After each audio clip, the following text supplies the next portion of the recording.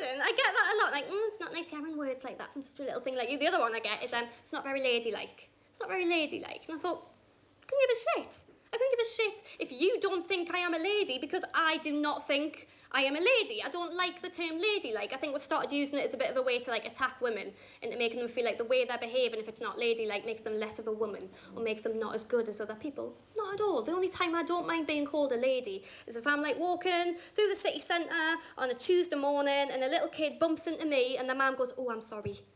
Darling, come away from that lady. I'm so sorry about this. Darling, come away from the lady. Yeah, I'm really sorry about this. Darling,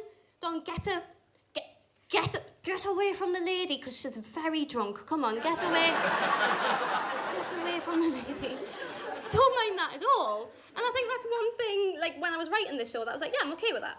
I'm okay with that. I'm not very ladylike, but that's fine. I don't have a problem with that. I am totally okay with it. And I mentioned this to me flatmates. I live in London with 3 straight white male comedians. My house is like a Mock the Week lineup. It's fucking brilliant. And I said to them, I was like, I'm not very ladylike, but that's not a bad thing, is it? And they were like, well, what about boys? Do you not worry about it putting boys off? And I was like, I don't give a shit. I've never been on a date. And they were like, you've never been on a date? I was like, no. No, I'm quite shy, I'm quite awkward, I don't really know how to meet people. And they were like, you should go on a date. You want to feel better about yourself, you want to feel more comfortable, go on a date. I went, that is not going to make me feel better about myself. They went, no, Lauren, because you're amazing. You're really special to us, and if you go out on a date, you'll see how amazing you are reflected back at you and how that person interacts with you. I was like, that's quite a nice way of looking at it. So I was like, yeah. I'm going to get myself on a date. I'm going to go out there. I'm going to feel like a princess for the first time in over a year. But I'm quite awkward. Don't know where to meet people. Didn't want to hang around like a bar or the reduced section of Tesco. I don't know where to meet people. So I did dating apps. Downloaded a dating app and I was like, right, I'm not looking for much. I'm just looking for a man whose eyes make me heart go a bit fluttery. That's what I'm looking for. A man whose eyes make me heart go a little bit fluttery. And after half an hour of rejecting every fucker who came up, I was like, nah. I'm not looking for a man whose eyes make me heart go a bit fluttery. I'm just looking for a man whose eyes point the same fucking way. That would be joyous. That is all I want. And eventually a lad came up and I was like, I like him. He's nice. And I matched him and he matched me. And I was like, brilliant. And I didn't know how to make the first move, whether I should talk first, but within 3 seconds he'd sent me a message, hey beautiful, do you fancy some drinks in the park? I was like, yeah, why not? Because if he'd said, let's go to a bar, I'd feel awkward, I'd feel panicky. Same with a restaurant, but drinks in the park, I've been doing that since I was 7. I can fucking smash drinks in the park. He went, don't worry about bringing any drinks. I'll bring them. I went, when should we meet? He went, can you do an hour? I was like, fuck it, Lauren, do something that scares you. Step out your comfort zone. So I agreed to meet him. And I went to meet him in this big park in London. And I could see him sitting in the distance. And I went over, and I sat down next to him. I was like, hi, I'm Lauren. It's really nice to meet you. And he went, do you want a drink? I was like, yeah, I'd love a drink. And out from his bag, he pulled 2 stubby beers. And I was like, oh, have you not had a chance to go up to the shop? I can come up with you and get some more drinks. He went, no, I've brought the drinks. I went, well, what else have you got? He went, just this. I went, just stubby beers? He went, no, just 2. I was like, mate, that's not drinks in the park. He went, it is, drinks, park. I went, I've had a bottle of Prosecco on the bus here. This is not just as an amuse-bouche. That is not drinks in the park. Not at all. And he started to get a bit aggressive with this. He's shouting at us, so I'm shouting back, thinking we're joking. Quickly realised we were not joking. And he went, what is your problem with 2 stubby beers? I went, that's what I drink in the shower when I'm sad. It is not drinks in the park. Not at all. And he stormed off. He stormed off and he left us just sitting in this field with a stubby beer. So I just very slowly drank it and I was like, well, this has been a bit of a shit day. I do not feel like a princess. So I booked myself an Uber, waited for Tarek to turn up in his Honda again, and I got in.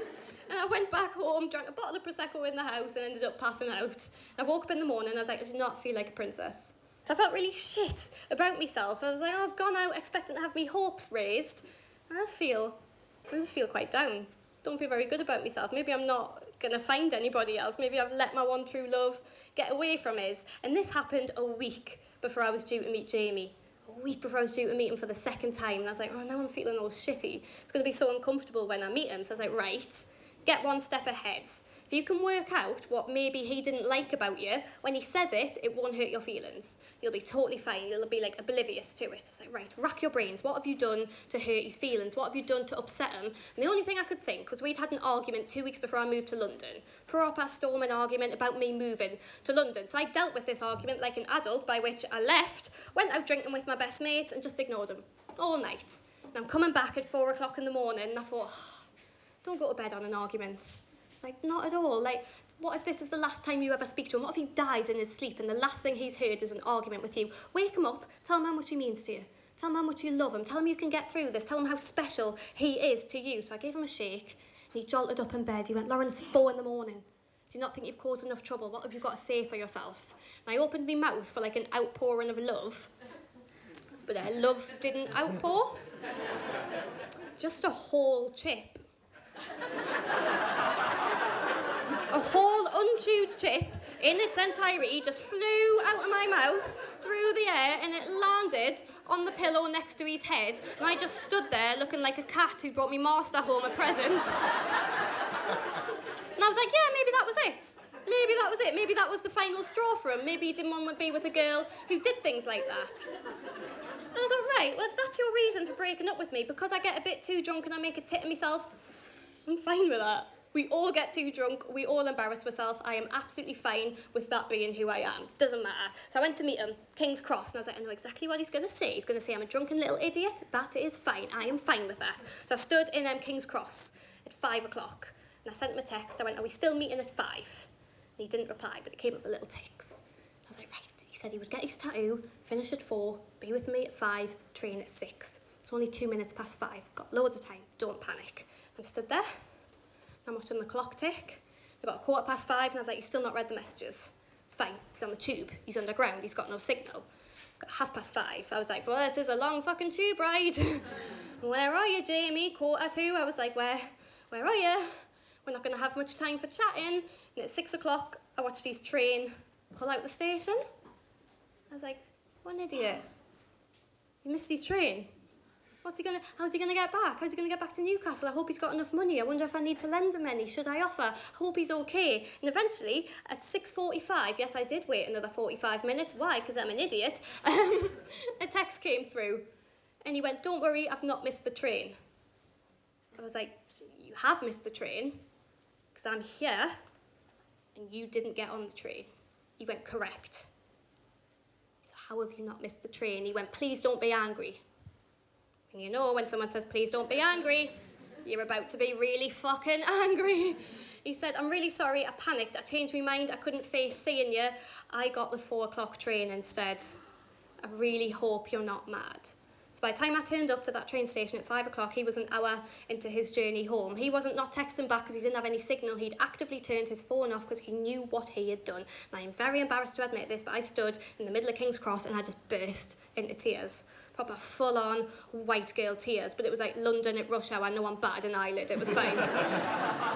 They just let us cry. And I'm stood there and I was so embarrassed because I was like when this all started, when I started writing this show, I was like, I rely too much on other people to feel happy, too much on other people to feel good about myself. Right now, I'm relying on somebody else to let me feel like shit.